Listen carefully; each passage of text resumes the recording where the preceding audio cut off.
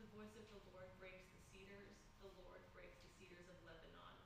He makes Lebanon to skip like a calf, and Syrian like a young wild ox. The voice of the Lord flashes forth flames of fire. The voice of the Lord shakes the wilderness. The Lord shakes the wilderness of Kadesh. The voice of the Lord makes the deer give birth and strips the forest bare. And all in his temple all cry, glory. The Lord sits enthroned over the flood. The Lord sits enthroned as king forever. May the Lord give strength to his people.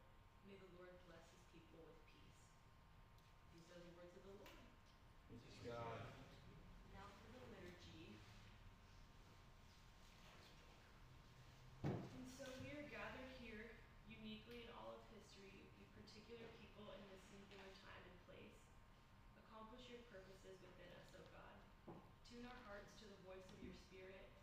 Wake us to be present to you and to know one another in these shared hours we are given. For it is you, O Lord, who have so gathered us from our various places, and you alone who know our hearts and needs. Within us are some who arrive anxious, some who are lonely, some who suffer pain or sorrow. May we in our joys find grace to enter the sorrows of others. Within us are some who are arriving rejoicing, hearts made light by good news, good health, and glad anticipation. May we in our sorrows find grace to embrace the joys of others. Let us prize these moments and care for one another deeply, for each of us in our relationships to one another are precious and fleeting. Let us prize these moments and care for one another deeply, for each of us in our relationships to one another are precious and eternal. Breathe upon our gathering, O Spirit of God.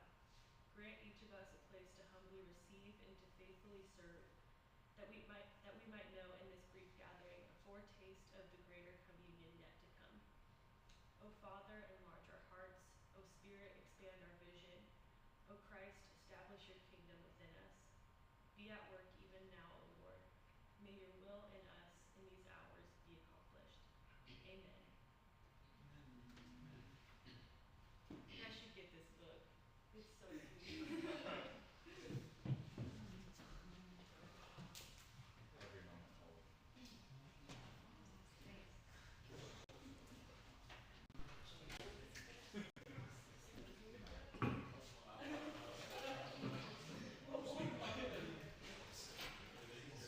All right.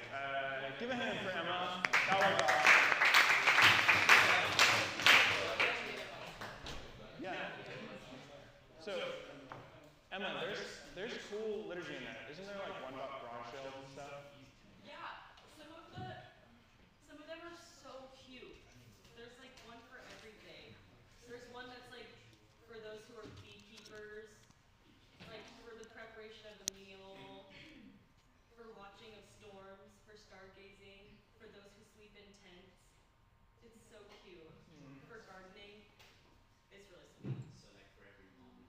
Every moment holy. Every moment holy. Yeah, that's cool. That's cool. Okay, so tonight there's a lot of information, and I was trying to distill it, but I wanted to just I wanted to tackle the concept of the law, like all at once, so that as we go through the next 2 weeks, I can just fill in gaps rather than like explaining a new concept each week, because I think that tonight could be very foundational, and we can just zero our mind on like one topic rather than bouncing around. So I'm going to do it on my computer like a little bit more than I normally am, and tonight might be more like lecture-y than Logan talking, which you're like, that's already lecture-y. All right. Yeah, so tonight we're going to talk about the law and all that comes with it, and hopefully a good discussion. It's my opinion that there is literally no other concept in the Bible that is as misunderstood as the law. So where there are some concepts that maybe are more rich than most people realize, there's a depth to them that a lot of people just don't ever end up exploring. When it comes to the law, it's not about like whether or not people have like encountered the depths and how rich it is. It's more of like from the get-go, there's like misunderstandings, and everything afterwards is just kind of a mess. And so that is partially why it's some of the most avoided portions of our Bible. The other reason being that it is incredibly boring. So I'm going to try and make tonight interesting given the subject matter, and hopefully we can kind of like walk away with a new perspective on law and ancient Near East statutes and stone inscriptions, which are like, that's exactly what I want to learn about on Friday night. But hopefully it's going to be enlightening. So on Sunday, Josh covered Exodus 19, which is when the Israelites finally encamp around the base of Sinai. And we won't spend that long at all in that passage. There are a few things that I want to talk about. Exodus 19. One fun one that I think is just kind of a little nugget to think about when you are reading the Bible is one of the verses. I don't even think I have it pulled up here. Let's see, Exodus 19. I only went to 9, verse 9. It's the eagle verse. I think that's 4. Yeah, verse 4. So you yourself have seen what I did to the Egyptians and how I bore you on eagle's wings and brought you to myself. So this is awesome. That's not the word for eagle at all. So oftentimes when you see the word eagle in your Bible, that is like a deliberate mistranslation on purpose because of some cultural things. So the word is nesher, or spelled like this too. And it could mean eagle. Sometimes it does mean eagle, very rarely though. This is actually the word for vulture. So most often when you see the word eagle, it like roughly translates to vulture. And it's kind of interesting when they're translating the Bible from the Latin into English. The English people, us now, when we think about the word vulture, what do we think about? Death. It's also not a very pretty word at all. It's kind of an ugly one. What was that? Devouring. Yeah, it's devouring. So we kind of have a negative view of this bird, but in the Hebrew landscape, the vulture is actually kind of a beautiful concept to them. So one thing about the vulture in this context is that the vulture cleans the death from the land. So when a vulture comes across like carrying a carcass, it will like plug it clean so that all like the bones can just return back to the earth. So part of what the vulture does is it purifies all the death and decay from the land. And so to them that was a very positive thing, where Christ, or not Christ, although he does use the metaphor later, Yahweh is like a vulture to the people. Not that he's like this hair-burning death, but that he purges everything that's dirty from the people. And another thing is that vultures, they're typically known for only raising one egg at a time. And so they're extremely loyal parents. And so they're entirely dedicated to just one hatchling. So there's like this paternal element to the whole like eagle thing. So like my high school, or like high schoolers, I went to a private Christian school, and it was like, I'll carry you on eagle's wing. Do you know the verse? It's like from Isaiah. I don't know the exact verse from Isaiah. And our mascot was the Eagles. It's a mistranslation. It's actually not a mistranslation. It's not a mistranslation. It's a misunderstanding. Well, I don't know. I feel like there's interpretations. Yeah. And that's an interpretation. Sure. Yeah. So it's a misinterpretation. It's a misinterpretation. But no, it's actually not. But it's not though. It's not, but it is. For tonight, it's a misinterpretation. All I'm saying is that when Isaiah is talking about an eagle, he's actually talking about an eagle. Yeah. Well, I think later it might be Isaiah or Ezekiel. What Jeremiah? He talks about there are very blatant like this is a mistranslation where it'll say I want all the holy men in the city to shave their heads; they'll be bald like eagles. And you're like, that's not. There you go. You're like, that's obviously not talking about an eagle at all.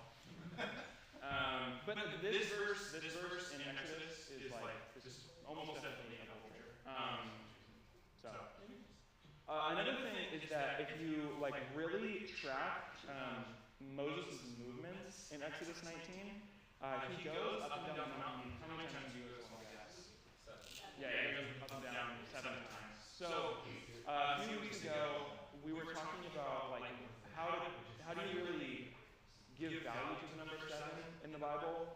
And a lot of us said that 7 is the number of perfection, or goodness, or completion.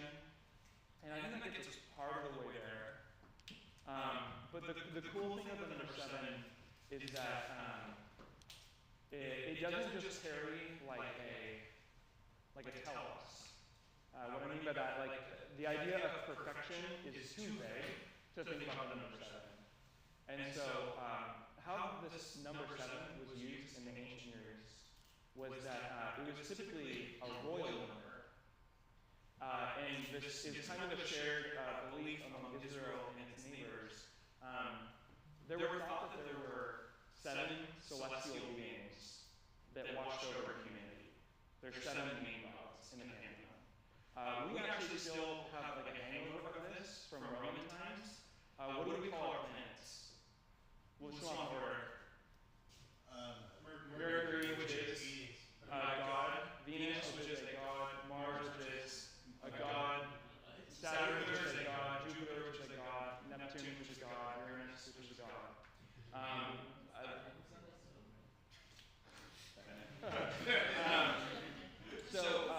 So if you actually look at what the word planet means in Greek, the word planet, if you were to just read it, it means the word for a wanderer. So planet equals wanderer. So you'll read it in like the New Testament, and you read the word planetes. It's like I wonder. So the idea is that there's 7 bodies that kind of govern humankind, and that these gods had an elevated status. And so the idea of what happens is if you're in Babylon, you're trying to coronate yourself as a king. What you would do is you would have a festival that lasts 7 days, and on each of the 7 days you would appease one of the gods. So one day, and then they thought the sun and moon were a part of that too. So in 7 total, it's the sun, moon, Mercury, Venus, Mars, Saturn, and Neptune, or Jupiter. They couldn't see Neptune, but so what you would do is essentially when you became king, you would appease all the gods that don't follow the normal trajectory of all their stars. You would follow the gods that have these elliptical orbits because they could deviate and move on their own, and they wouldn't move with the rest of the constellations. They thought that they were more powerful. And so in the ancient Near East, the idea of 7 is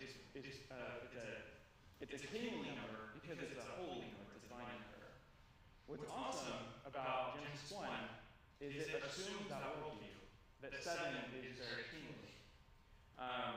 But when it gets to a portion where we'll make the sun, moon, and stars on day 4, it actually doesn't use the word stars at all, and it doesn't use the word sun and moon at all. It just calls them big candles and little candles, and all the other candles too.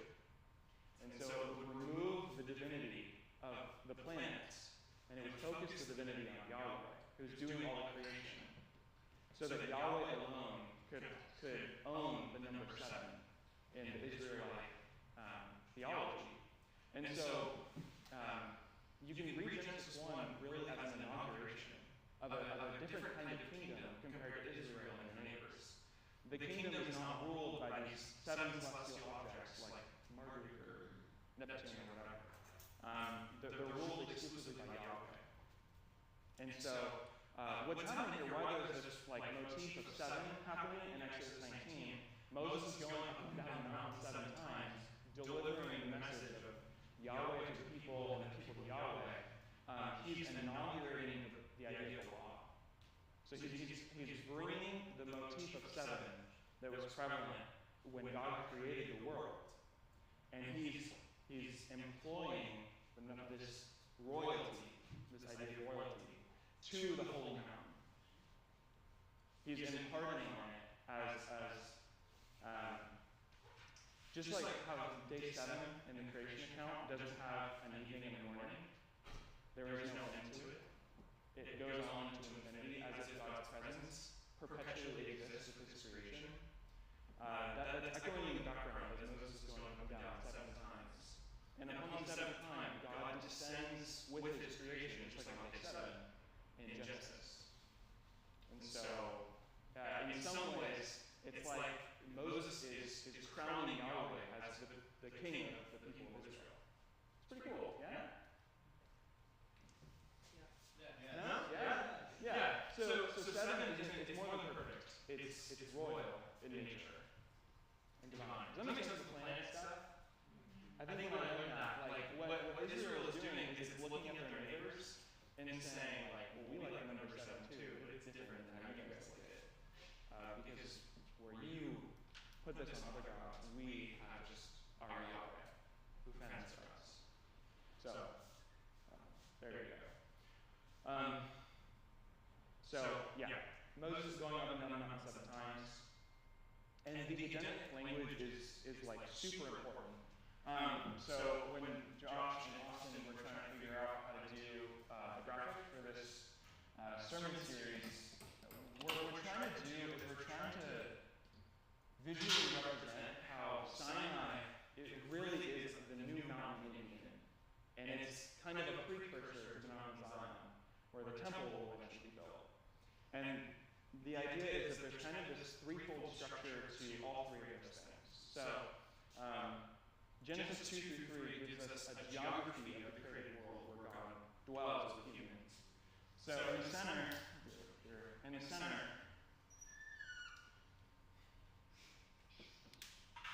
no, is that the last? That sucks. All the black markers. Sorry, it's today, everyone. So there's concentric rings to Eden. There's just 3 portals. So what's in the center of the created order in Genesis 2 through 3?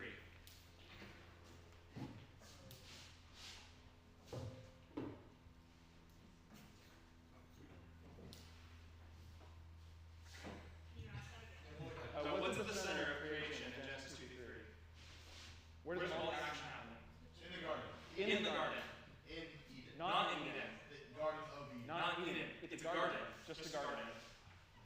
Oh my God. This is cool. This is something that a lot of people never pick up on. There's a garden. The garden is in Eden. It's not the Garden of Eden. Like Eden is a country, and there's a garden in the center of the country. It's not the hill. Yeah, it's on the Wait, where is hill. Genesis 2 through 3, but mainly 2. Start at verse 6.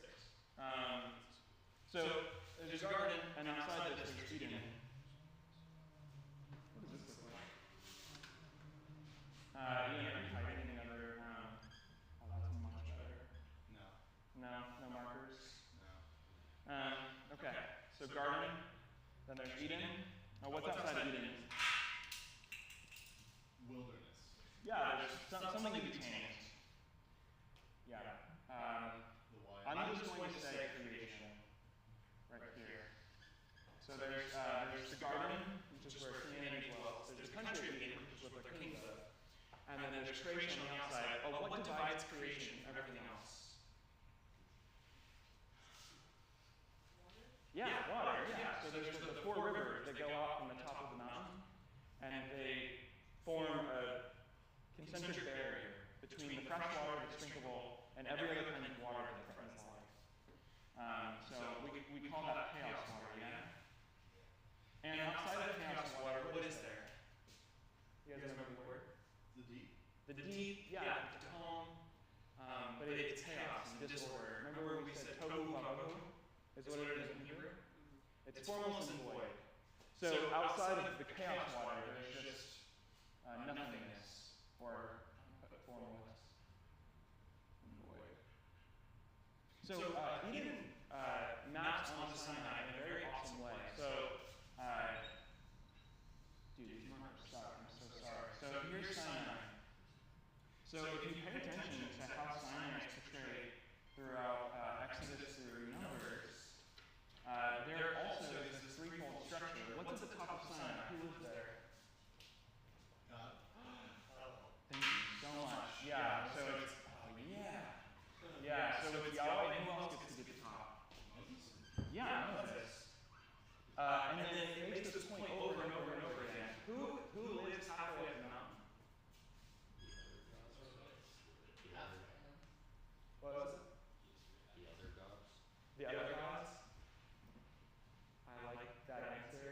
I'm not going to put it on here, but I do like that answer.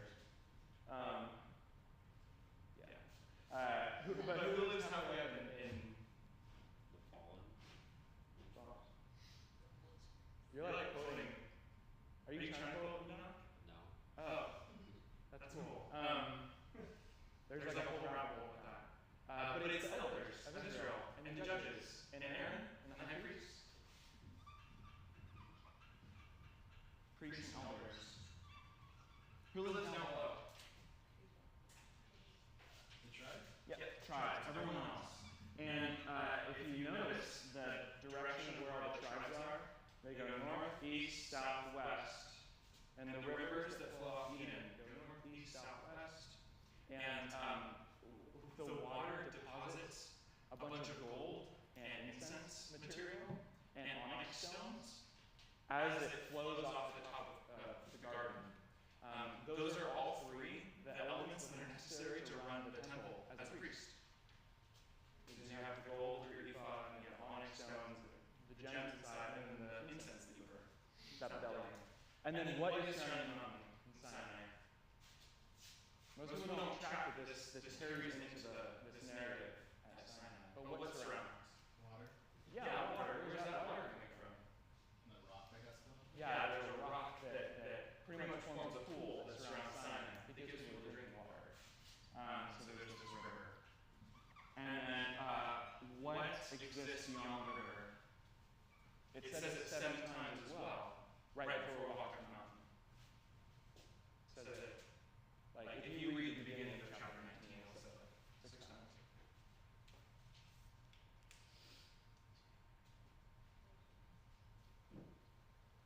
It's wilderness, or desert. Yeah.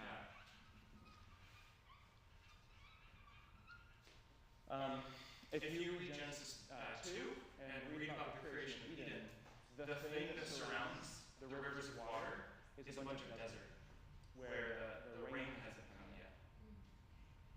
So there's this it's Eden put vertical. And so when they're on top of the mountain, they make this thing. Oh no. That's from last week. You guys like learning about the PB Bibles? You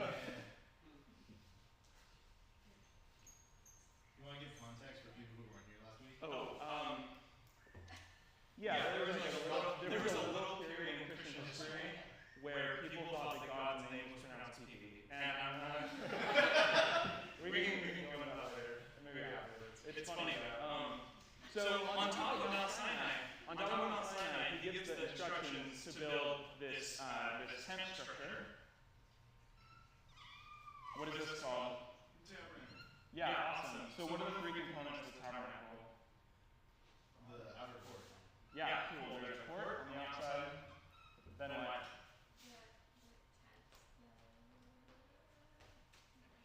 There's the holy place. And inside the holy place, we talked about this. There's gold, bdellium, onyx stones. Like in the 6. Huh? The holiest of holies. Yeah, and then there's the H of H. The holiest of holies. This is where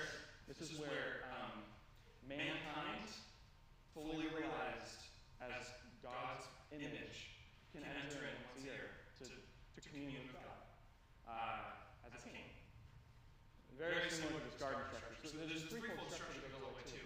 How do you get inside the tabernacle? How do you get inside the court? What waits for you? Wait, which part? The court. Yeah. What waits for you before you're able to walk in? Sometimes they put it on the outside of the inside. I'll put it on the outside of this diagram.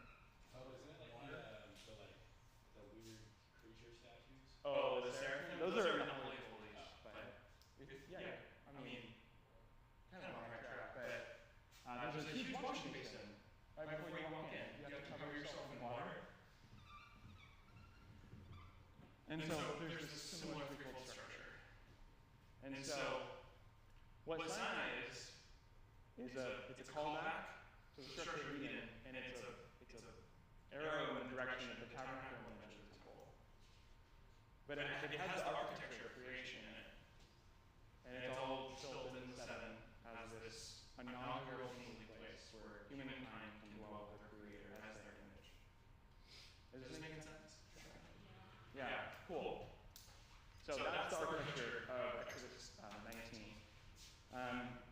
And this threefold structure is like there's more to this that we'll explore as we go through. We'll go through the furniture in the tabernacle, and it's kind of incredible how purposeful all this stuff is. So if you're not convinced yet, just look it up. Now I want to go into the law. So, how would you guys define the law in the Bible? Actually, where is the law in the Bible? Do we know what this is? Can we do wrong answers? Sure. Yeah.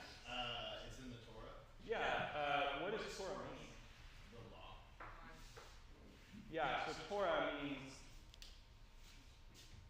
roughly means law. And now when we say law, what do we actually mean when we say law? Rules. All this stuff you get in the middle. Yeah. From like Exodus to Numbers, and then all of a sudden again Deuteronomy. This is all the thou shalt nots and thou shalts.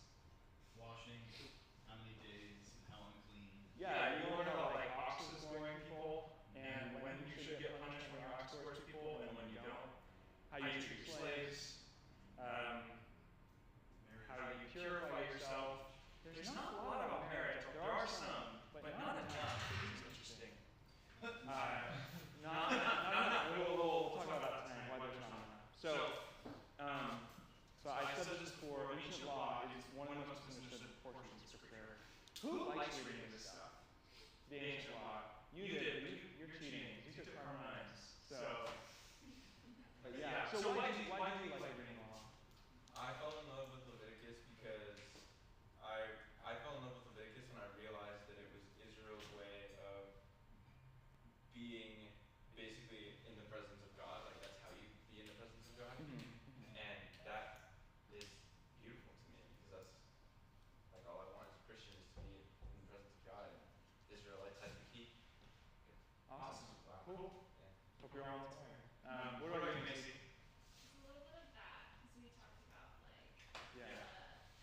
the dialogue that would have been coming like from Yahweh to his people, like where he's like kind of meeting him in the middle, and I thought that was like a really sweet thing where he's like, okay, like God's like, I want you guys so bad, and these are some values that you hold, so I'll make like my values a little bit, and like Yeah. we'll make a partnership together. Yeah. And like if you follow it, then you can be with me, and you'll be my chosen and my beloved. Awesome. Cool. Hope you're all inspired. Who does not like reading at all? I'll raise my hand. These kind of suck. A little bit. Why do most people not like reading these? And be honest. They don't apply to me. They don't apply to you at all. And in what ways don't they apply to you? Well, there's like, lovely Romans, like I'm free from the law. Okay, It yeah. doesn't apply to me. I have the Holy Spirit. I wear mixed fabrics. Like I'm fine. This doesn't apply to me as much as, loving your neighbor, or the Sermon on the Mount, or Yeah. anything James or Yeah. epistles have, or the Catholic letters. Like Yeah, it's absolutely. something I can just read and apply instead of having to understand. Yeah. So you feel like there's something that is in the law that you are missing that maybe might apply to you, but it doesn't. Yeah, I think there's probably, especially now coming to Friday nights, there's probably some beautiful poetic symbolism and metaphors that are like built in there really well. That I'm gonna read James instead. Yeah. Cool. Cool. So if I say law, and I'm not even talking about biblical law, what comes to mind? Anyone can do it. Police. Okay, so enforcement. Yeah. Yes, police. Okay, so I say law to you. You're thinking, what do I do to not get arrested? Right? Yes. Just have a devious smile. Okay, so you're thinking enforcement. What else when I say law? Congress. Prosecutors. Okay, prosecution. Maybe a courtroom situation. And what does that entail? A judge. Okay, yeah, a judge. What else? Rules and regulations. Civic engagement, yeah? Ooh. Civic engagement. Political engagement, maybe how I vote. Jury duty, yeah. So you're volunteering as a citizen to pay your civic dues, right? Meet the social contract, yeah. What about lawyers?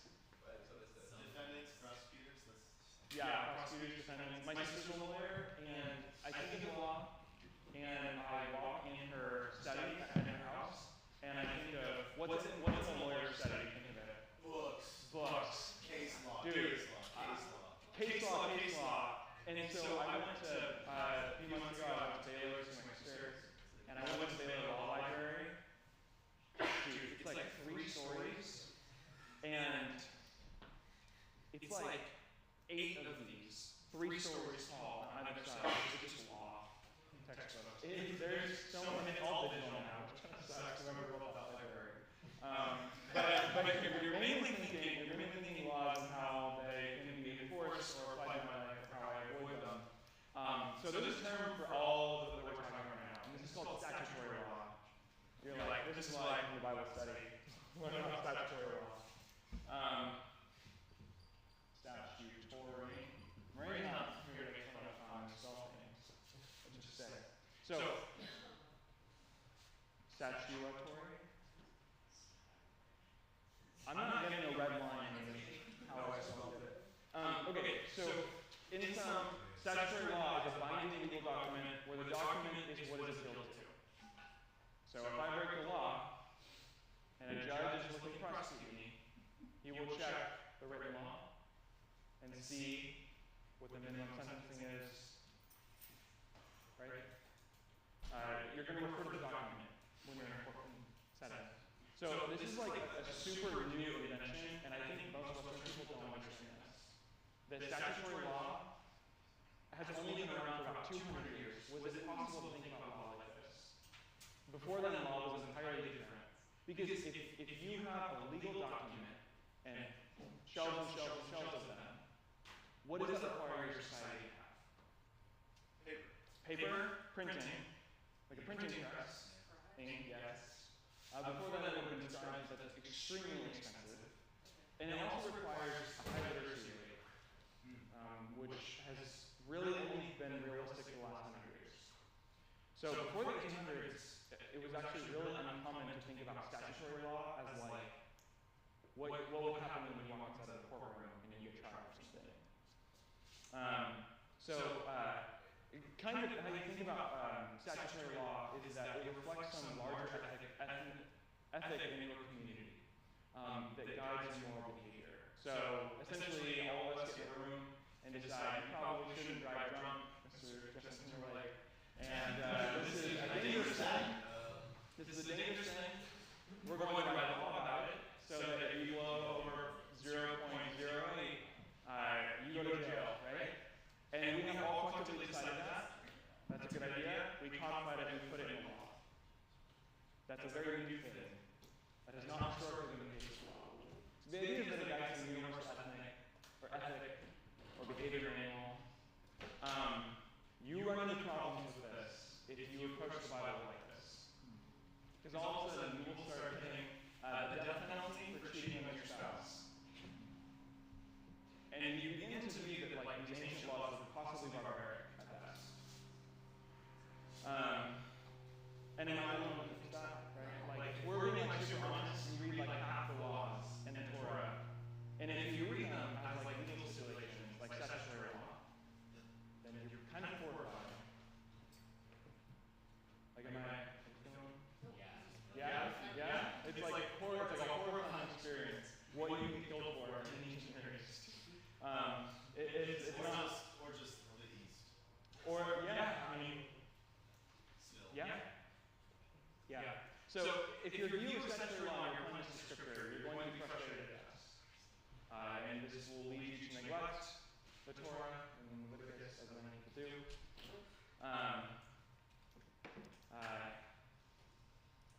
And there's other reasons why statutory law doesn't work in scripture. One, if I'm writing a legal law book, would it behoove me at all to repeat a law 3 times in your textbook? Why not? Waste of space. Redundant. Because the point of a statutory law is to be as concise as possible. So if I have a law that says, if you're preparing dinner and you want to have baby goat that night, You can prepare it any way you want, but make sure not to boil that dough in its mother's milk. And then it repeats it 2 more times throughout Scripture. It's the most repeated law in all the Torah. Seems kind of like a waste of space, right? If you're writing statutory law. There are other laws that maybe can contradict themselves entirely. Does it make any sense in statutory law society to have 2 contradictory laws where the outcomes are entirely different? No, it wouldn't, right? Because if you're a judge, how do you know which qualification to go by if you're trying someone else? Also, if you're writing statutory law, would it make sense in a law textbook to say, don't drink and drive? And let me tell you a story about my cousin. He was driving over the speed limit and he killed a few people. I'm not even going to tell you about the court case. Okay, next law. It isn't an effective way to write a law textbook at all. No. This is how the Bible's written. So it's not attempting this. If the goal of statutory law is to be concise, to eliminate anything redundant, and to give it to you straightforward about how to actually live a moral life according to God, this sucks. This is the worst possible way to do it. Which is great, because that's not what this is trying to do at all. So there are not enough laws in the entire Bible to actually run a society. Does anyone know how many laws there are in the Torah? Or there's 611 or 613. Yeah. Depending where you go to school. Yes. Does anyone, okay, do you know why some people say 613? Because they don't know how to count. It has nothing to do with counting, per se. But if you remember we talked about Monrovia months ago, how each Hebrew letter is equivalent to a number? Yeah. The number of the word Torah is 611. So if you count the numbers in Torah, it's 611. But someone counted 613. Yeah, So there's 2 numbers exist. So 613 laws is not enough to run a society off of. It feels like a lot when you're reading something that should be resonating with your heart.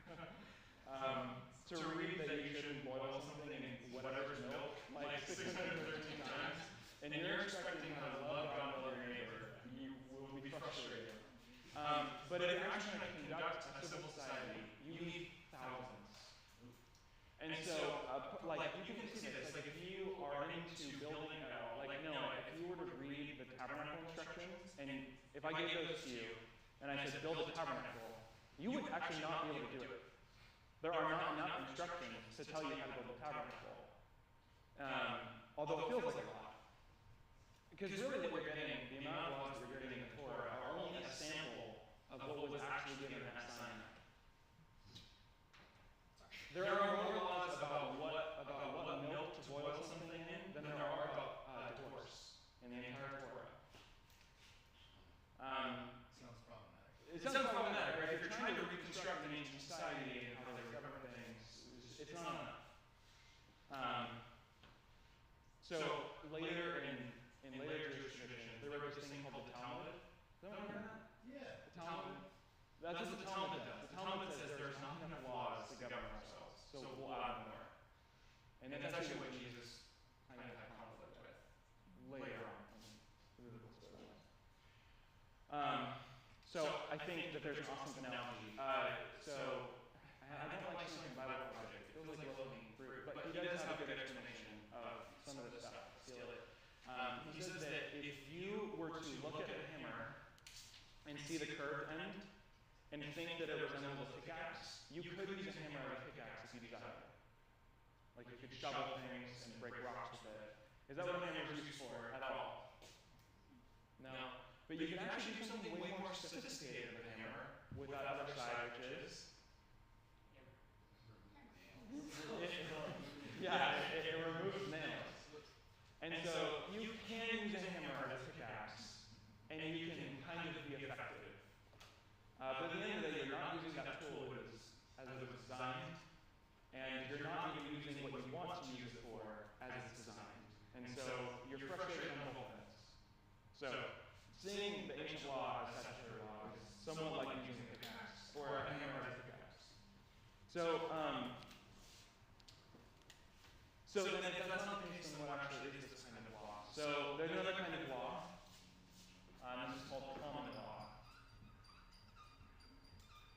Has anyone heard this before? Political science majors? Yes. Really? Common law marriage. That's something I heard when I was in Texas. Common They law said marriage. if you were in the state of Texas, if you like said, "Oh, this is my spouse," like 3 times publicly, you can. The community has to acknowledge you as married. Oh, that's actually great. Yes. Okay. Yeah. No, that makes sense. Common law marriage. Yeah, if you just announce it to the public enough, you are therefore married. Okay. Cool. Okay. Yeah. No, this is great. So, what are you doing in a common law marriage that makes you married? Announcing to the public. Announcing to the public. And why? Why would that do anything? Because you need to let the community in which you live in know this situation. So you announce something into the community evaluates what you said, and in return, you are understood as married. Yes. Dude, that's actually that's kind of what common law is. That's awesome. Okay, so common law. So in common law, there's a written law code, just like in Texas, which is what you get in the Bible. You get a written law code. But the written law code is merely a set of examples and illustrations of ethics that reflect the ethics that the community already has.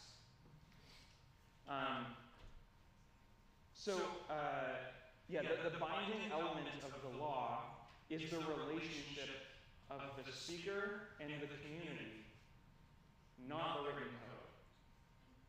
So if I'm in a common law situation, I could like, in our terms, I could post on Instagram to everyone, I'm married, right? I'm married on this day. And it's in writing. But it's not the fact that I wrote something down that ratifies me as marriage. Or as married. But that the community affirmed what I repeated to it. So, I think the best illustration of this is a roommate agreement. Have any of you had to write a roommate agreement before? Yes. In a dorm? Yeah? Okay, so walk me through what a roommate agreement is. You agree upon terms for it. Okay, so if you and I wanted to move in together, so we're already friends. Yeah? I hope? Yes. Yeah. So you and I are already friends, and you and I decide to get married. Oh, hey! Stop blushing. No, I'm just kidding. Okay, you and I want to move together. That's what you really think. And with your new bud. Anyway, okay, so how would we go about it? What would we do? We decide what we're okay with.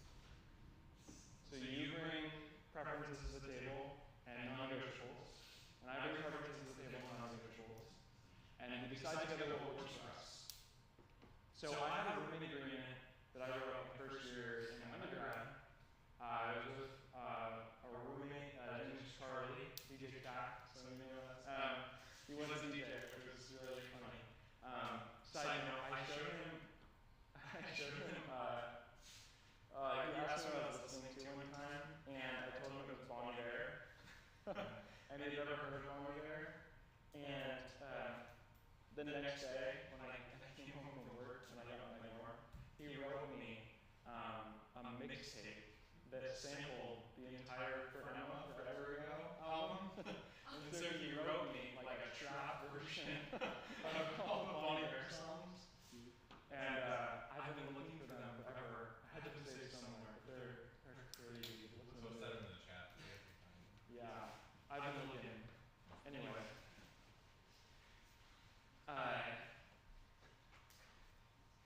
What would happen in a roommate agreement is me and Charlie get together and we say, okay, what's a non-negotiable? And so I would say, okay, don't wake me up before 8. Like, no loud noise between whatever and 8. He would agree. We're making a roommate agreement, and we look over down the hall, and our neighbor is making another roommate agreement. And their agreement has something that says, no guests past 10 p.m. And me and Charlie go, well, that's a really good law. That's a really good thing to put in our little contract. Why don't we borrow that? Because that's useful to us. So we're going to take that law, put it in our little thing, and over time we're going to accumulate something of what? 15 minutes. And we're going to sign on that says, you're important to me, my relationship with you is important to me. Let's sign this. Is that roommate agreement legally binding the way we're thinking about it? No. No. What actually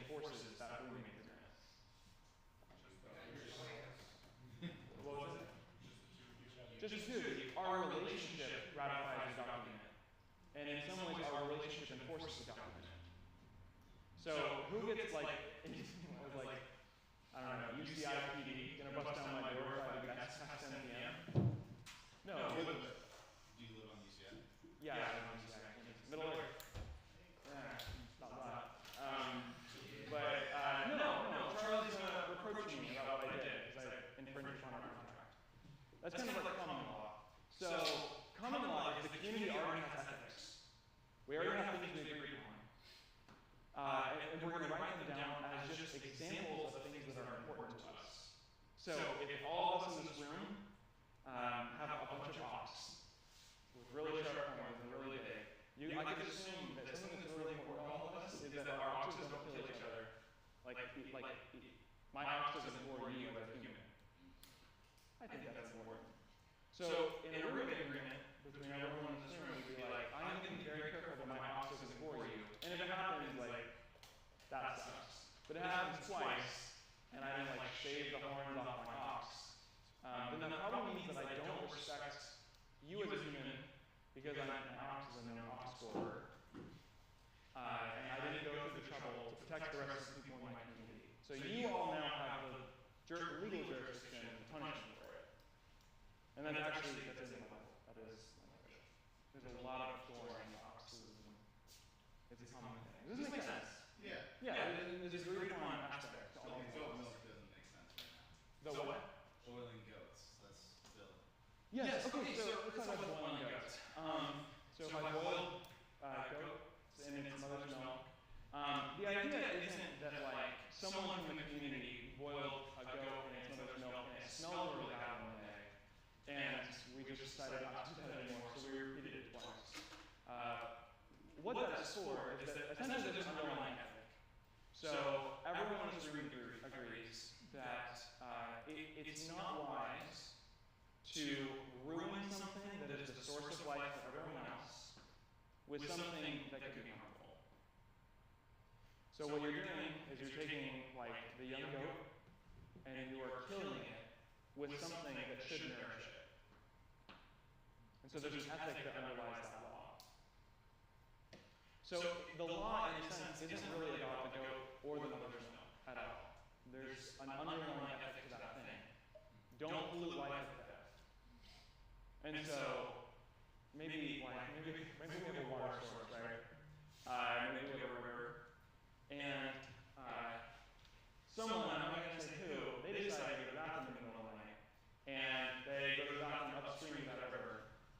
And someone also in the middle of the night is very thirsty and wants a drink of water from that same river and grabs a cup.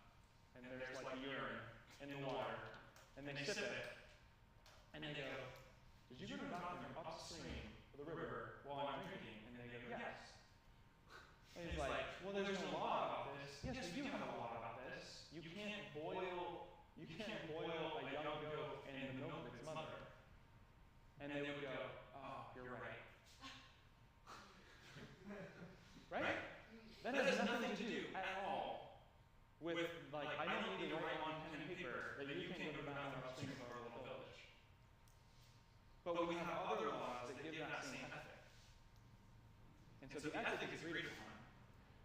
So what's happening is that, like, in a statutory law society, the ethics are the laws. Like, they are the same circle.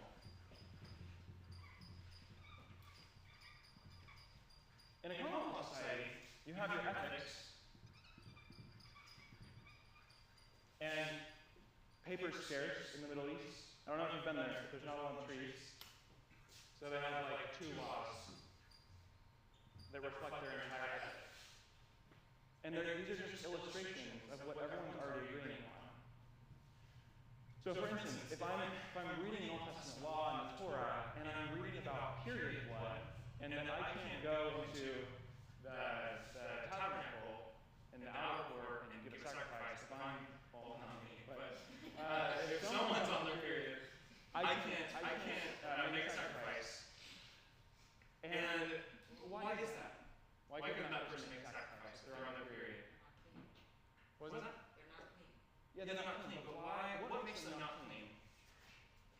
Blood. the blood. So let's think critically. Let's think through this. Why would a woman menstruating make her unclean to sacrifice to God? With what we know already from ethics.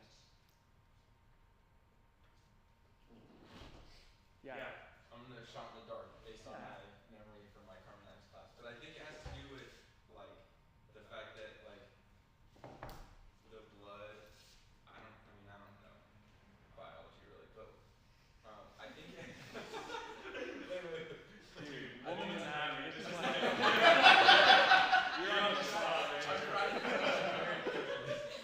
I think it has to do with the fact that like the blood is like unclean. So like when your body gets, I think when like a woman's body gets like rid of like the blood, it's because it doesn't like need the blood, and that's true with like other like bodily fluids. And so when you're like just involved with that as a woman, when you're like menstruating, or like for men, like or I don't know, whatever. Yeah, sure. Like you can't, you're unclean. It's not clean. Like, it's not clean because your body doesn't need it. Yeah. Because with menstruation, you were ovulating, you could give life, but the time to give life was past. Now your body's depositing that life, and it comes out of the blood. So the ethic behind this is that you were primed to contribute life to the world, but that didn't happen. And so the opportunity cost is that now there is death in you. And so it wouldn't ritually make sense because you could have given life and now you're not giving life to give It's kind of sacrifice. similar to like the goat and its mother's milk. Exactly. It's just like it's death and death, and like they're not supposed to touch. Yes. So if I'm trying to thank God for providence, thank you for providing me, thank you for feeding for me, thank you for giving me life, but my body is currently in a state of unlife, it wouldn't make sense for me to give a sacrifice to life, which is ultimately Yahweh. So for a season, I'm not going to enter into courts. And this wouldn't really be as big of a deal as most people think it is. Here's the thing. It is a little bit barbaric and outdated. And you can say that about the Bible, because Jesus eventually says that about the Bible, and we'll get there eventually. But essentially what's happening is that there's an ethic in the community. The people of Israel, as they're walking up to Mount Sinai, already have a notion that being on your period makes you unclean. They already are believing that. And they get to Sinai, and God looks at them and says, okay, well, we're making a roommate agreement right now. And if you think that being on your period makes you unclean, don't sacrifice on your period. I don't care, but you do. So don't give me your worst stuff. So it's the other way around. It's not that you're reading the law in the Torah and you go, wow, God hates people on their periods. Or like, God is really weird about eating shellfish. It's not that at all. It's just that the people are already coming to the base of the mountain with those convictions. And so Yahweh is looking at them as they are and ratifying that and saying like, okay, well, I made the human body, I made a female body, and I think that it's good, I care that you're good. But you don't think that this thing is good. So, as you are, refrain from that. Does that make sense? Mm-hmm. Yeah. And you can follow this through with like everything. It's not that Yahweh in the Old Testament is like pro-slavery. Sorry, one second. It's not that he's pro-slavery. It's that the people walking up the mountain were just slaves, and now want to be on top of the totem pole, and now see an opportunity to have slaves. It was assumed that was okay. And so Yahweh is saying, I don't like slaves. You like slaves. It's too much to ask right now for you all to change. I'm going to put limits on how you practice slavery, but I'm going to meet you as you are. Roommate agreement. Ethics. Where are you at? Is this like related in any way? Or it just reminds me of the thing of like if you're it's like a sin if you don't have a clean conscience about something. Like if you are not sure whether or not you should be doing something, like you shouldn't do it. It kind of sounds like that because it's like you guys are already So this is kind of my next point is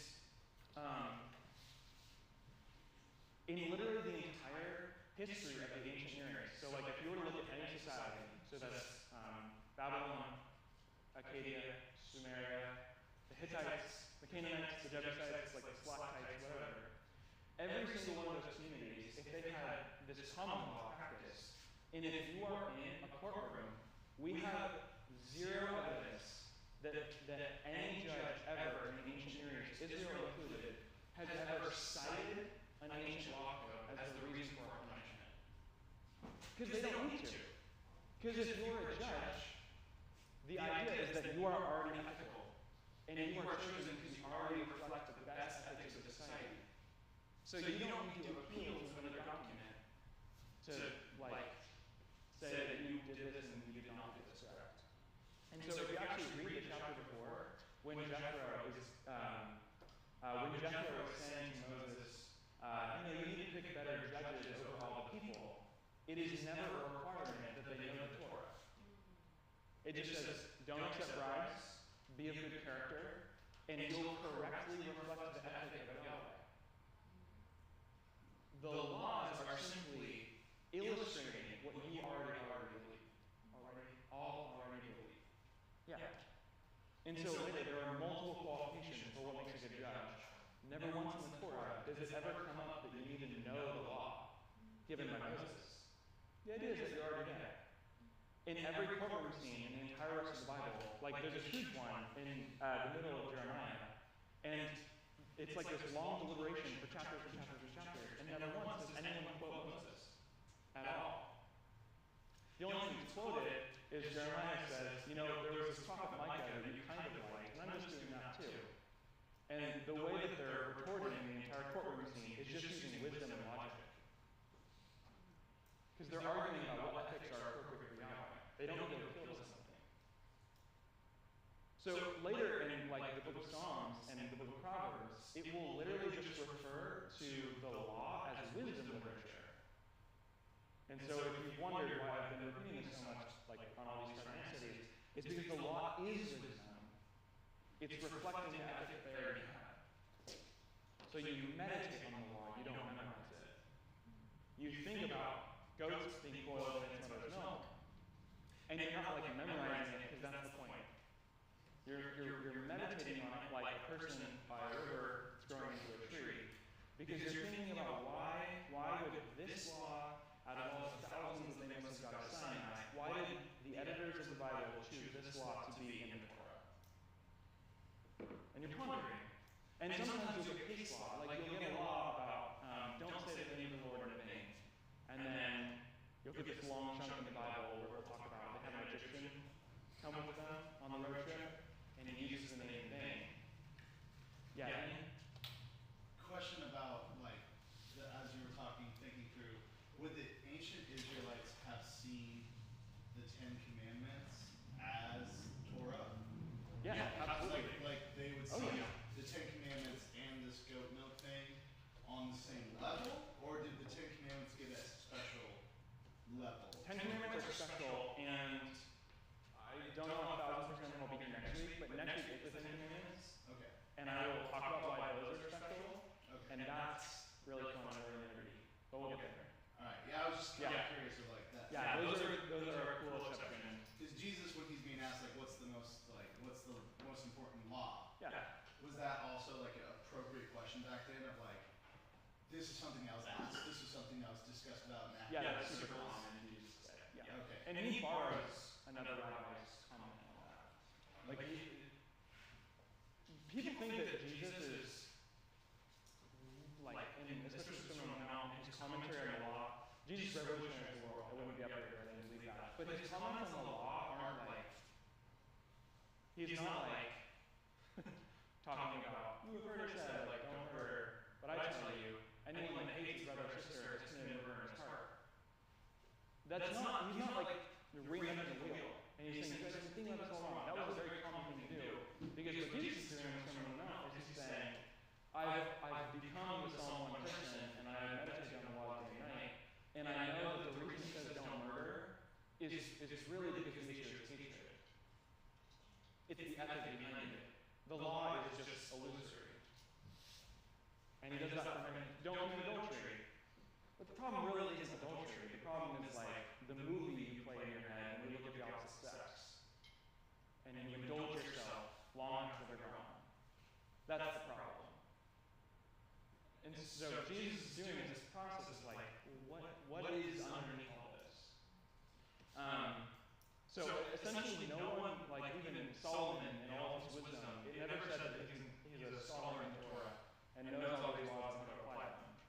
He just gets the heart of God. I mean, he gets what his life isn't like. Yeah. So the common law kind of applies to everything in the Old Testament? No, it doesn't apply to anything at all. Oh. Yeah, so this is what we do. They didn't do this announce. They did all this stuff. Oh wait, did you say common law? Yes. Oh, sorry, I was. Yeah, statutory law. They didn't.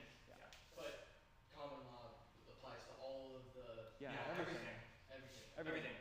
And is this Super appropriate for all Semitic cultures? Yes. Or just Yeah. even the world at the time? Yep. So we're getting there. Yeah. So, how are we doing so far with all this? Can I ask another question?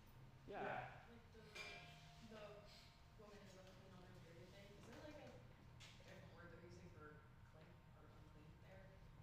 No, it's clean and unclean. Which doesn't mean bad or good. That's a misnomer. Yeah, like it never says that someone who's menstruating is bad. Like that would completely overturn all of Genesis 1. Yeah. Like the human body is fundamentally good. Yeah. Yeah. Yeah, the Buddhists, this has nothing to do with Hebrew, but like to give a context, the Buddhists don't talk about good and bad or good and evil.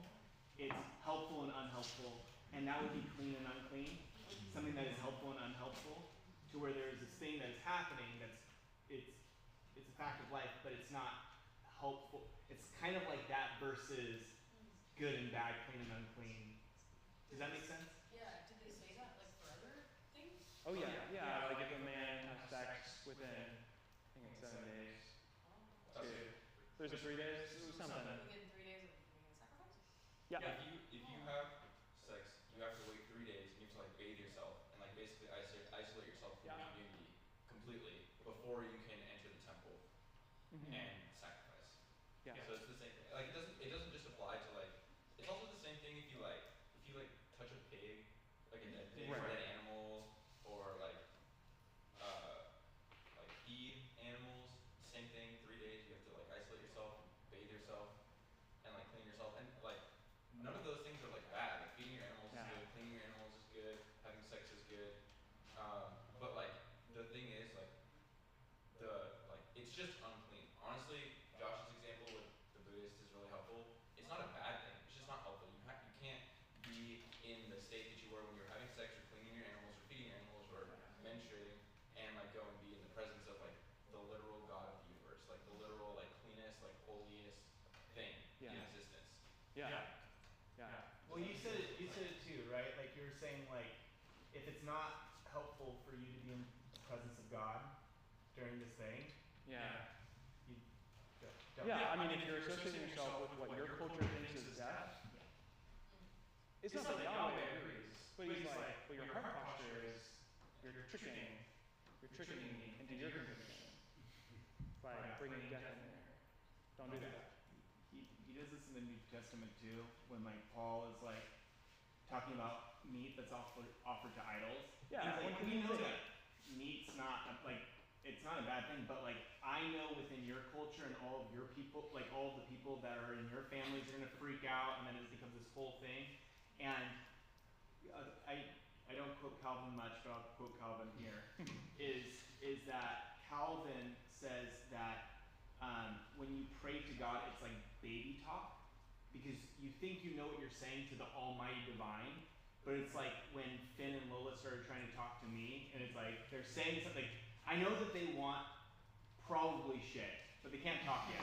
Like I know that they're using their words and be like, "Give me mom," and I'm meeting them within, like I'm cooing and like getting them to it.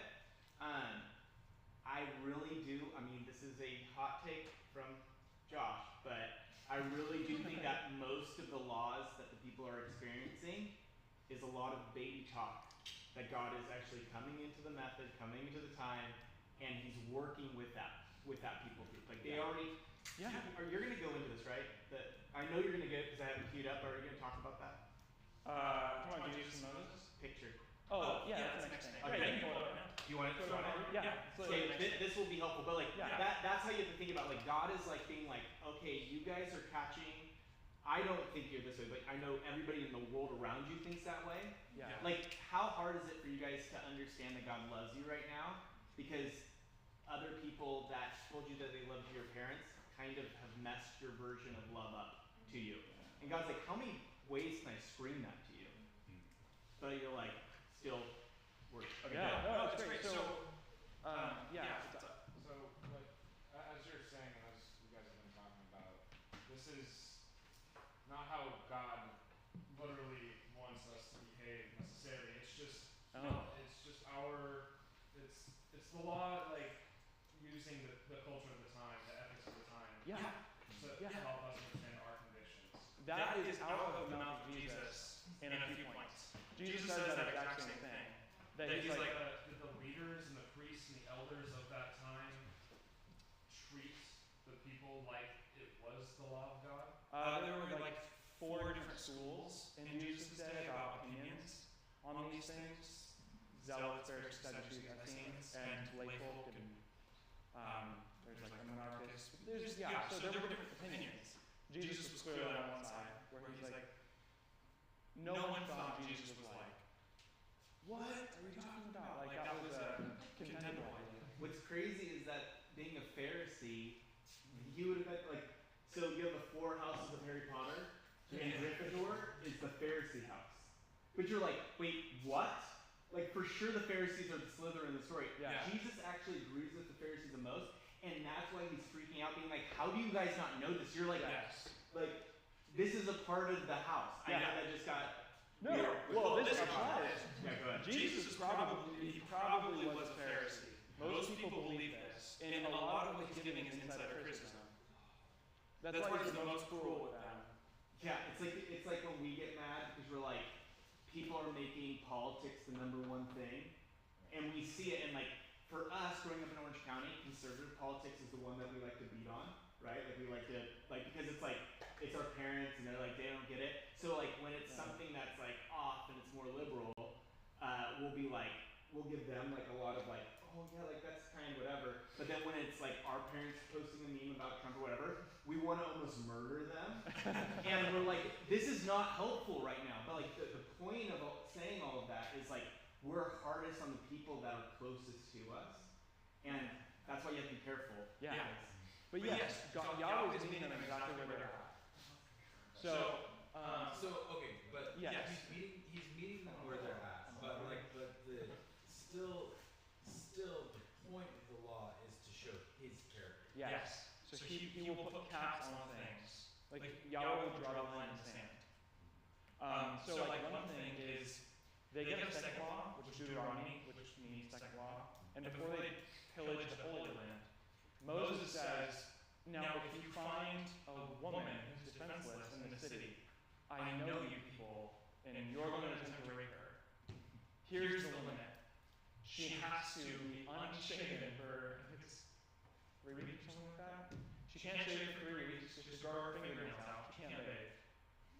And you're like, how does this help this poor woman at all? Just like, city just got destroyed. The idea is like, Yahweh would be like, okay, but you have to wait until she's at her least attractive to you, and still evaluate if this is the woman that you want.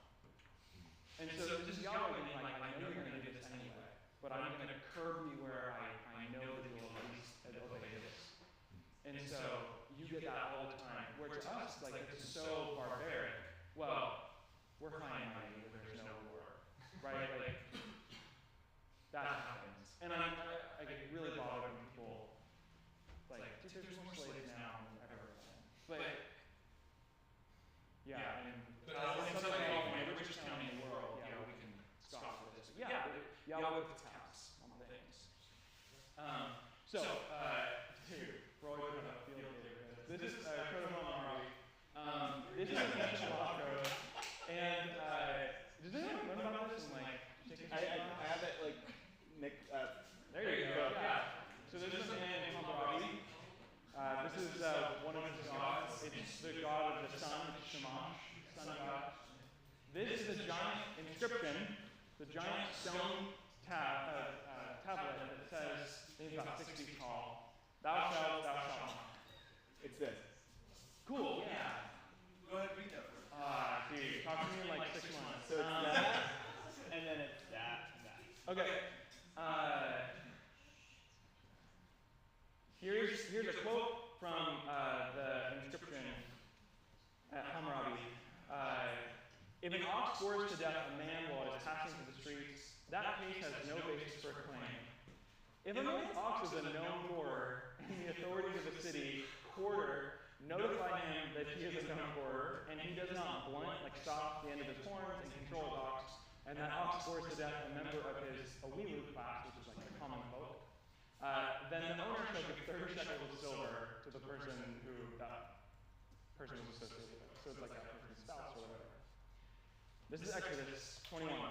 This is in a few chapters. If an ox goes or gores a man or a woman to death, the ox shall surely be stoned, and its flesh shall not be eaten. But the owner of the ox shall go unpunished. If, however, an ox was previously in the habit of goring, and its owner has been warned that does not confine it, and it kills a man or woman, the ox shall be stoned, and its owner shall be put to death. If the ox was a male or female slave, the owner shall give his or her master 30 shekels of silver, and the ox shall be stoned. This is about 1,000 or more years older than Exodus. This is Sabbath. So, okay, what do we make of this? Remember my roommate agreement? If I go to my next door neighbor and they have awesome rules, I'm not going to feel guilty at all for borrowing them. Right? So, the ethics of ancient Israel are going to be similar to their cultural neighbors, which is Hammurabi and Sumer. So, like a lot of people are like, they deconstruct off this. Because it's like, the Bible is quoting other things? Like, what is this can't happen? Then they get frustrated because they're not realizing that this is common law. That these are inherited cultural values of their neighbors. So it's super cool. And those who don't get this, the eye for an eye thing, right? If I cast out your eye, you can cast out mine. You break my leg, I can break yours. Mutual punishment. By the way, an eye for an eye leaves the whole world monocular. Thanks, Monrovia. But the thing about the eye for an eye thing is it's not a mandatory sentence. If I poke your eye out, it does not necessitate that my eye has to be poked out. It's that you can't poke out two eyes. If I break your arm, you cannot break both my arms and my legs or kill me. It's a cap on the punishment. It's not like you have to do this. So, like, commentators will be like, well, Jesus broke the Torah in John 8 or 9 when he saves the woman in adultery being stoned. Because the punishment for adultery in the Torah is that the woman has to be stoned. Jesus isn't breaking the Torah. He's just not appealing to the maximum prison sentence for this woman, which is death. He's saying just let her go. So, like, yeah, it's not a mandatory sentence. It's a cap on what you can do for justice. And like this makes sense. If you're in the heat of a brawl and someone gouges your eye out, what's your instinct? Like, kill them? Kill them if I'm rolling around in the mud in the heat of the moment. So what the Torah is saying here, and borrowing wisdom from Hammurabi, which is okay, because all gold scattered throughout the world is God's gold, right? You can take wisdom from other cultures. And so, it's saying, like, if you're in the heat of the moment, and you gouge out both of his eyes, or you killed him in vengeance, you sinned. Like, you did more than what was owed to you. So, there's about a dozen or so, maybe 2 dozen codes that are copied from the Code of Hammurabi, that the biblical authors were like, dude, that's awesome. This is great wisdom to live by. And so they'll borrow this law code, and it makes its way into the Bible. I think that's really cool. It's like Israel being in history, saying, here I am in this moment. And so, like, there's quotes from the Code of Hammurabi where it'll be like, well, this ox gored someone to death, and it was a slave, and so they should pay you 30 shekels. How about we just charge you 15? Call it a day. And, like, that's okay. That's like an understandable practice. Later, when David kills Uriah, and Nathan the prophet comes in and is like, you can't do that, but I like to forgive you. And that was okay. It's not breaking the Torah, because manslaughter is never manslaughter. So, okay. That's Hammurabi. And there's more you can do to this, like, for the sake of time. Oh, this is a seraphim, by the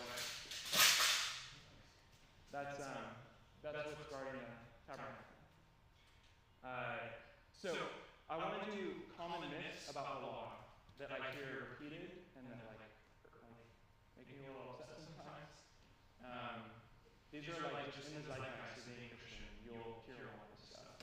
And I want to confront it. Because I think if you really understand the law, it gives a richer portrait of the Bible. You get more of the Bible, not less. So, one, and we've kind of already seen it, the laws are God's moral intention for his people, for all time. Super not right. What the laws are is God meeting the people at Sinai as they are, and giving to them a moral arc to be his people. Martin Luther King says it best. He says that the moral arc of the universe is long, but it ends towards justice. And I would say the moral arc of the universe begins at Sinai in some way. The goal is not to perpetually live by this law, but to modify yourself. Like the Sermon on the Mount people, who are like, yeah, we don't kill people. That's great wisdom. And also we don't hate them either. So, there's this comment where in Matthew, in Matthew 19, Jesus is being interrogated about laws of divorce. And so this is Jesus' response about the Torah. He says, "Why then," they asked, "did Moses command that a man give his wife a certificate of divorce and send her away?" Jesus replied, "Moses permitted you to divorce your wives because your hearts were hard. But it was not this way from the beginning. I tell you that anyone who divorces his wife except for sexual immorality and marries another one commits adultery." Jesus' own words. The law is not as we should be. It was where the people were. But he's beckoning us to the higher standard.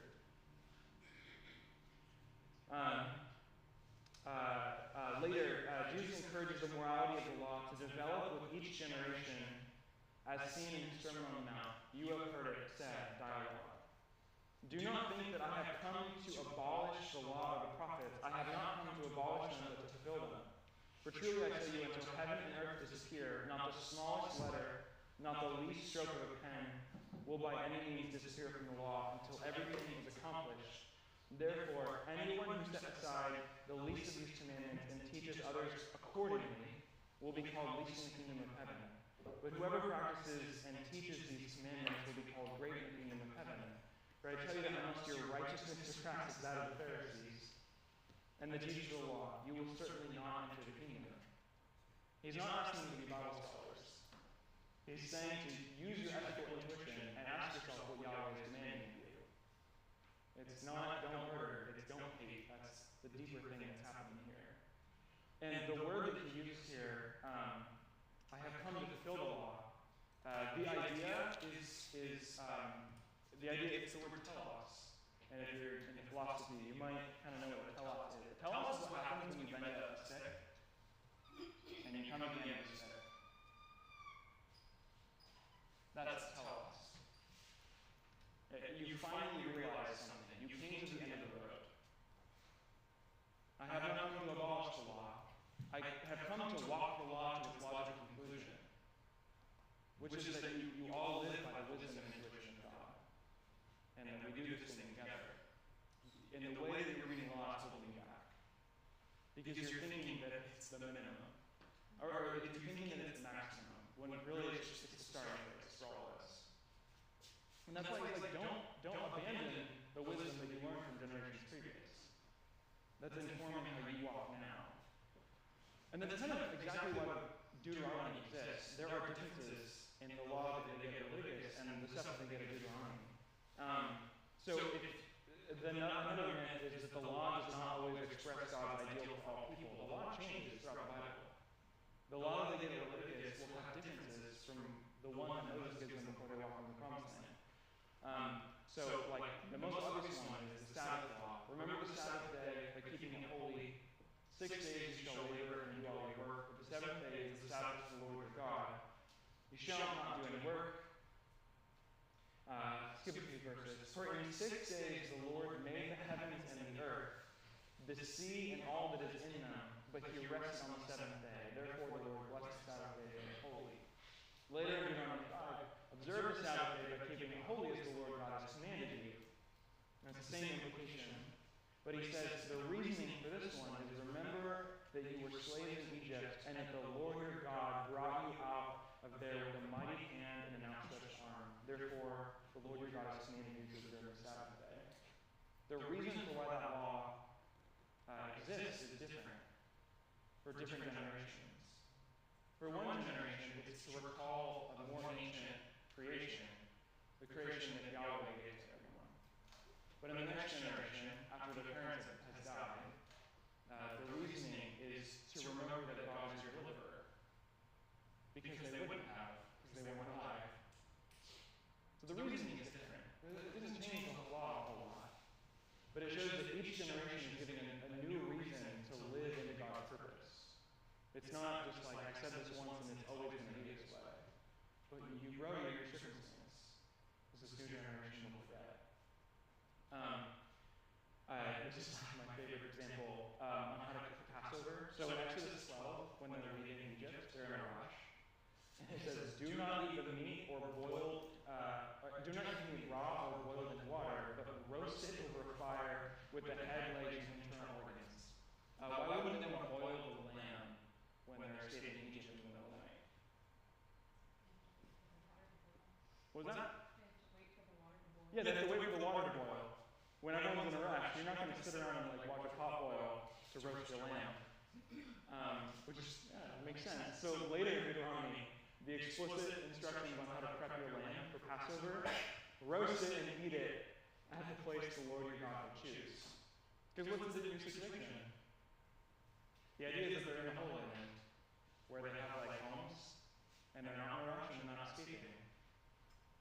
So this changes. So later on in 2 Chronicles, it talks about Josiah, who the Bible tries to paint as like this exceedingly holy king. And this is awesome. And it says in Josiah's reign, and they roasted the Passover lamb.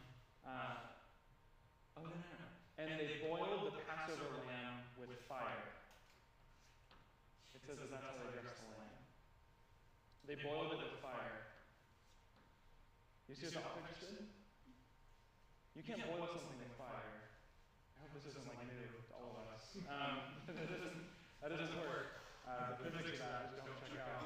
What's happening is that the author is trying to show you how wise Josiah is. He's so wise that on the commandment that changes the most between one generation and the next, he did both. He somehow roasted his lamb and he boiled it at the same time. He's so righteous that he can obey the law even when it contradicts itself. And that's Josiah for you. Another myth I want to dispense with is that the law is divided between ceremonial, legal, and moral laws. Have any of us heard of this? This like three-part thing? Yeah? That's not true at all. That was made like over 1,000 years after Jesus by Thomas Aquinas. There's no distinction between ceremonial and civil and moral law.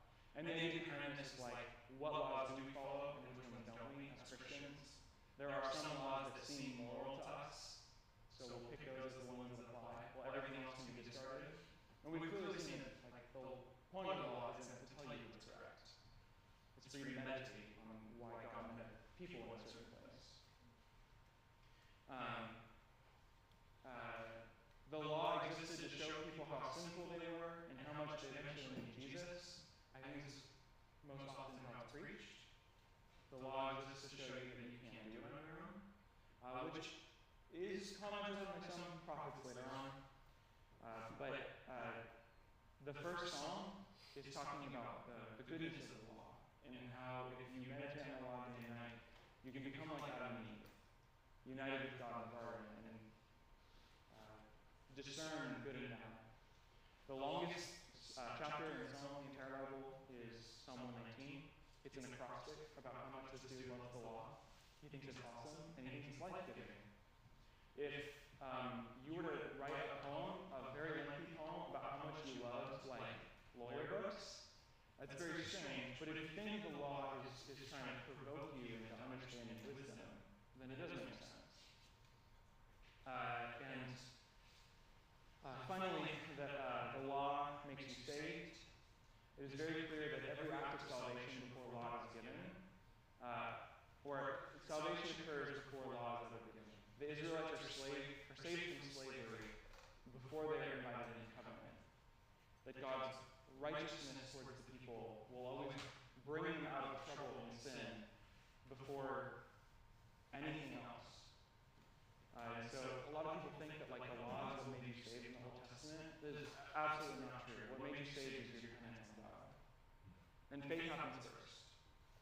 And finally, what about Paul? Paul tends to hate the law. So we read him as. Paul does not hate the law. Paul lives in a different culture than we do. So if I was to draw like an axis about, like, say there's like this graph, and this is extremely moral, and this is not, and this is extremely legalistic. Paul is talking in a culture that is like right here. They're so exceedingly legalistic that Paul is rousing them to come to the center. Like you need to lose your obsession with the law because it's actually hindering you. You're like losing sight of the big picture. We do not live in that kind of culture. Where do you think we are in this axis? Dude, we are right here. And so sometimes people will talk derogatorily about the first 5 books of the Bible because Paul does this. Because we're not slaves to the law anymore. He gives us such a bad rap. But you have to understand who Paul is talking to. I would argue that our culture needs more moral law. I don't mean this as like you need this to get saved. But I don't think our generation entirely reflects on what it means to be wise. As much as the entire culture that Paul is talking to.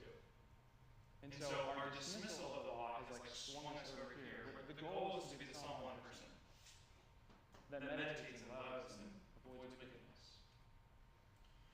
And there's a lot more to say about this. How are we feeling with the law? Much better.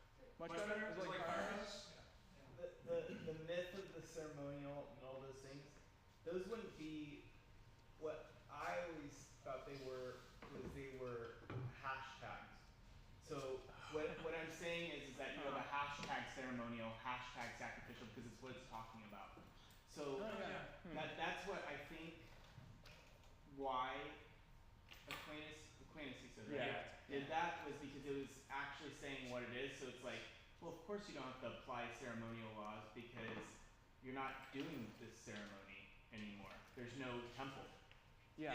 Right? So it's like, I think what is helpful is, and I think you see, like, this is why I've been like pressing so hard as Torah's narrative of something that, like, basically, like, from, one second, I'm looking at this thing really fast because I want to hear what you have to say about it. Okay, so like, Torah's a law or a narrative about laws. So Genesis 1 through Exodus 19 is creation, flood, Babylon, patriarchs, right? And it talks about all of the laws there. Then you have Exodus 20, 23, which is 10 plus 42 laws. Then Exodus 24 talks about ritual ceremony laws. Then Exodus 25 is the instruction laws for the tabernacle. So each thing is this narrative, but it's also hashtags or categories. Yeah. And so I think you're right. The myth is we basically say, well, we don't have to do this law or this law or this law. Mm-hmm. But really, would you say that the laws were more of a verification? Well, they don't know this yet, but it's more of a verification for the Anointed One. That when the Anointed One comes, he will fulfill or verify within the story of Israel. And he lives it out within. So like that's what I would, like, myth not being something of like they didn't want to do it. It's used like that. Yeah. It is, I will say this. We like making the Bible say what it wants, what we want it to say. So when we create something, Aquinas, true, but especially when you get into Reformed theology, we love a nice Bible that does exactly what we want. And so what we do is we take things that make it easy for us to swallow, like ceremonial laws, sacrificial laws, and then you have the moral laws. Yeah. What he's saying is the heart behind every single law is exactly what we're going to go up into the mountain. Is like before they go up to the mountain of God, guess what they do? They wash themselves. It's a big story, retelling. But I think that's like the interesting thing too, is the law is the verification. That's like why David, when he comes in, like what Logan just said, that beautiful thing that he just said of like, hey, to like be a to be a good law-keeping 23, and you see it as a narrative of a life to be fulfilled in. And I think that's the thing, because like once you went to Leviticus and Numbers and all the different things, it's just a story of fail, fail, fail, fail. We're not good at doing this thing. Yeah. And there will be one that will. Yeah. I mean, The question is that Right. is the ceremonial, all these things, they should be looked at as a narrative, absolutely. right? And the problem is we didn't use the law as a narrative, we used it as a rule book. Yeah.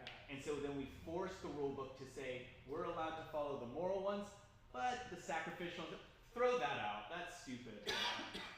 Versus a narrative that is constantly retelling itself. Yeah, absolutely. I would say the Old Testament is like Messiah wanted. Yes. From the get-go. Yes. It demands it. Especially Exodus. Yeah, especially Exodus. I think it's a fine mental thing if you want to divide the laws, as long as you are fully honest that is not what the Bible does. Yes. Like the Bible does not put those labels on anything. We have like it works good for systematic theology. That's all it does. Sure. It just works good for them.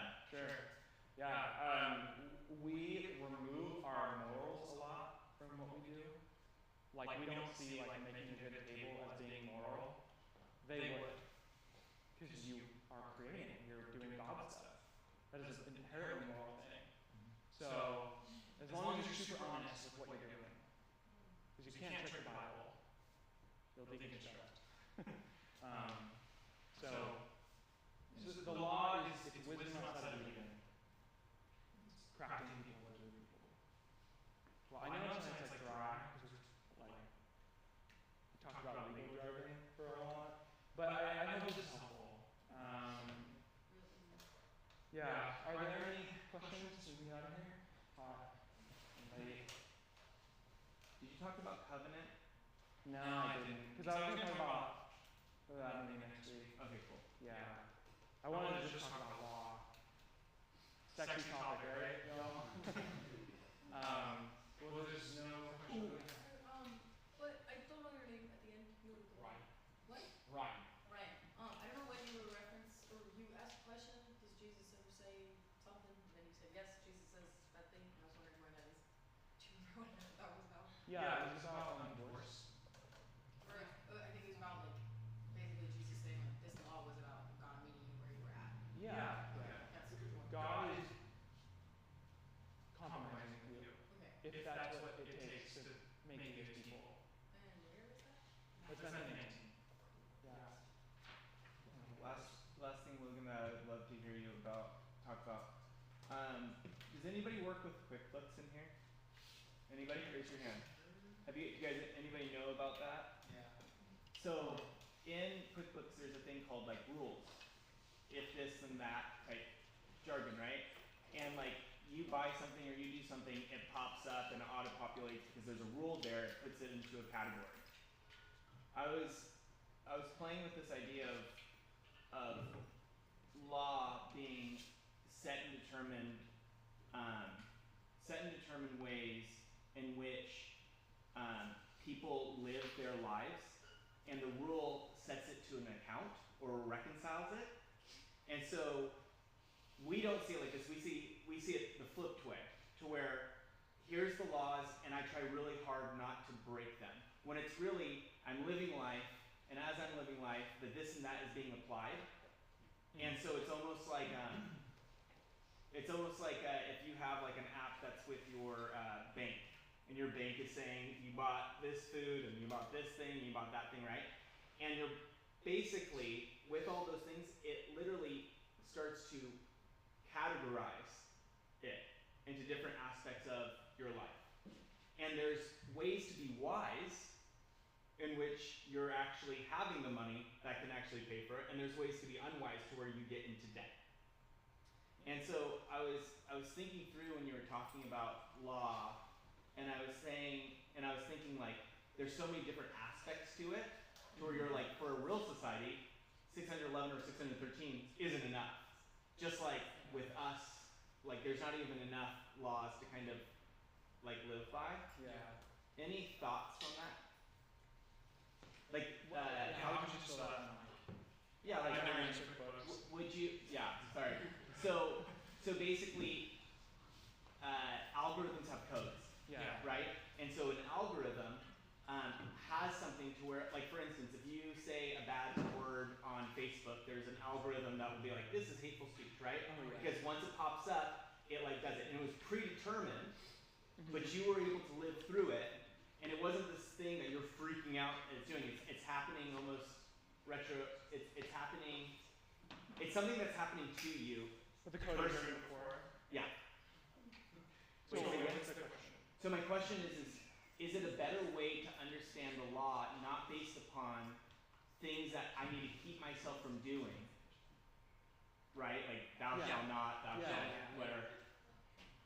And actually allow the law to be something in which I start training my personal life to the law of God, that it's not something that I don't do because I'm afraid that I'm gonna go to hell. Yeah. It's a thing that actually shapes me and forms me. It's like it's like a budgeting app. Yeah. The budgeting app tells me, hey, you don't have this, and it like basically says, do this instead. And so it's like kind of trying to the law was trying to form them, like we see that with wisdom. Yeah. Yes. Okay. Yeah. So So you have a positive and negative, not value systems, but what you should and shouldn't do. Like the laws are all do's and do nots. And we see this as like, well, I should avoid this. But that do not is not there just to avoid something. That do not is so you can do the opposite. Exactly. Yeah. I don't want to keep y'all too late, but that's like Eastern theology. It's apophatic. Maybe next week we can talk about that. But the law is not so that you don't do something. The law is so you do the contrary. It's a ruler. It's right? a bumper. But here's the problem. The ruler is not to say how tall I am. It's literally a tree, so the tree can stand up and it can grow and it can make fruit. Sure. You have bumper lanes on a bowling lane, not so that you can do like this, like your 5, so you can hit the pins. It's that so if you do go this way, it'll autocorrect. But the goal is that even when you have the bumper lane on, you just get good at doing this. That's the law. I think this is helpful because I'm going to be talking. You have to see the law as a good thing. Yeah. Jesus saw the law as a good thing. The last 500 years, we have made the law a bad thing. Yeah. That's bad. Yeah. Good. I'll come to you after. Yeah. Okay. All right. Let's pray this out. Father, I do believe that even when we talk about boring things, if they are things that you want us to talk about, you will craft us regardless of our intentions. And no effort is wasted in trying to understand who you reveal yourself to us. So I pray that this is some seminar. I pray that if anything, this gives someone a little bit of courage, some machete to slash through the vines that have grown and covered the beautiful wisdom of the law, and maybe can glean something. And it's not an overnight thing. It's just a cultivated habit. It's the Psalm 1 person that you don't plant a seed and it becomes a giant tree overnight. It's cultivated. So give us wisdom and patience with them, with me, and them with their Bibles, and them with you. Amen.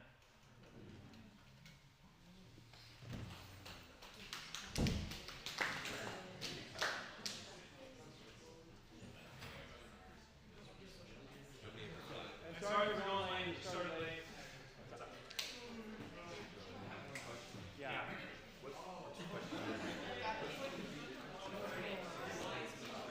Okay, so